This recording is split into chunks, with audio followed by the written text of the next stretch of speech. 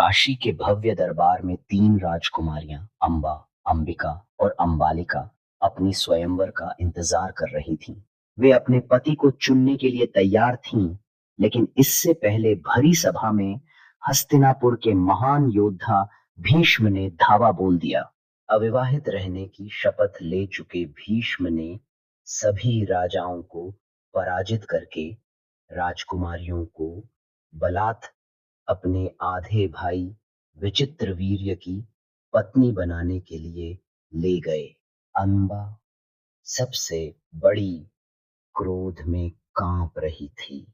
उसने पहले से ही अपने दिल को राजा साल्वा को दे दिया था और वह विचित्रवीर्य से विवाह करने से मना कर रही थी। उसकी व्यथा समझते हुए भीष्म ने उसे जाने की अनुमति दी, लेकिन जब अंबा साल्वा के पास पहुंची तो उसने उसे अपमानित किया, कहते हुए कि वह किसी और द्वारा ले जाई गई महिला को अपने साथ नहीं रख सकता, चाहे वह अनिच्छित तरीके से ही क्यों न हो।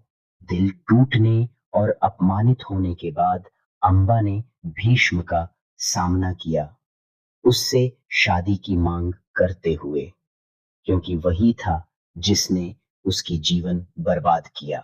लेकिन भीष्म ने अपने अनुशासन के कारण मना कर दिया। प्रतिशोध से भरी अंबा ने शपथ ली कि वह एक दिन भीष्म के मरने का कारण बनेगी। उसने कड़ी तपस्या की और देवताओं की मदद मांगी। भगवान शिव उसके दृढ़ संकल्प से प्रभावित होकर उसे एक वरदान दिया। अगले जीवन में वह एक योद्धा के रूप में जन्म लेगी और भीष्म की पराजय का कारण बनेगी।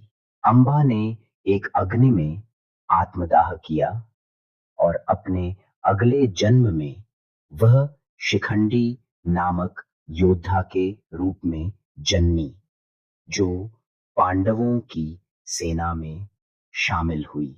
कुछ सालों बाद जब कुरुक्षेत्र का युद्ध भयंकर रूप ले चुका था, भीष्म अजेय खड़ा था।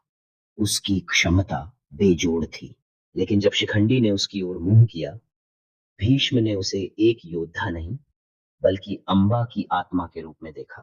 अपने धर्म के सिद्धांतों के कारण उसने उस पर हमला करने से मना कर दिया।